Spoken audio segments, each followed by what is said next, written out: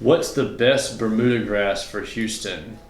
Uh, I think that there's several varieties of Bermuda grass out there.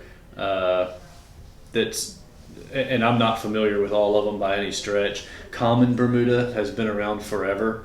There are farms that grow common Bermuda, but most people consider it a weed that comes up.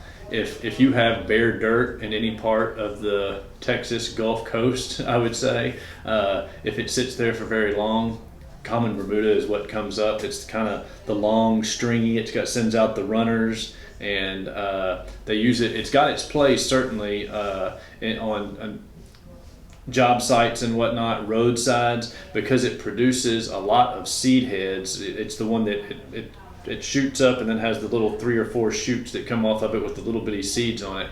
And the advantage to that is in unmaintained, uncared for areas where there's no irrigation or anything like that, nobody to water it. If the grass goes totally dormant because of the heat, a drought just wipes it out. Those seeds fall to the ground, and when it starts raining again, it'll come back. Those seeds are everywhere. We do not grow or carry our farm common Bermuda grass. We're not in that roadside kind of business. We sell to homeowners almost 100%. And so we carry a close cousin to common Bermuda is the Tex Turf 10. It doesn't produce near as many of the unsightly seed heads. It's a little denser. So there's per inch of stem on the grass, there's more blades, is what I mean by it's denser, and the blades are a little bit smaller and not quite as coarse as the common Bermuda.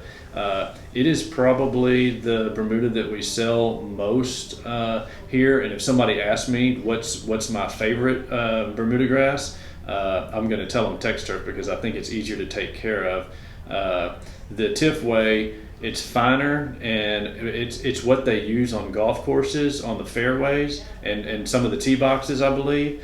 But it is only the top third of the plant is green, and so if you've got a 3-inch plant, only the top inch is green. If you wait too long to mow it, you cut it off, all you're left with is brown stems, and they're unsightly, and obviously that's kind of tough to combat. When we get into the real growing season, as a matter of fact, you would probably have to mow every 4 days, or you cut too much off and you're left with stems, which is, like I said, it's really stressful to the plant, and it's really unsightly.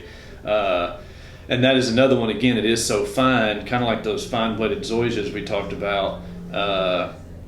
It really needs to be mowed with a reel mower to make it look its best. Whereas the Tex Turf, you can get away with mowing with a rotary mower. Will it look better with a reel mower? Absolutely.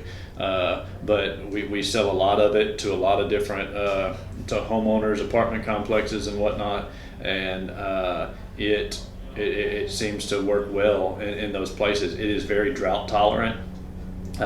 If it goes a long time without raining and you're not watering, it's going to last longer than a lot of the St. Augustines and the grasses like that.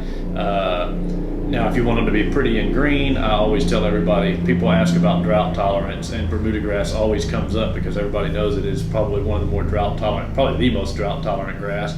But if you want pretty green grass, you got to put an inch of water a week on it, and if you don't, it will turn off brown. Now, say in an unmaintained area where nobody can water it, the Bermuda grass, if it goes 3 months, say for example 3 months without raining, and you lose a lot of it, the Bermuda grass, you're going to lose a lot more St. Augustine. You're going to see a lot more killed off than if you had a Bermuda grass yard.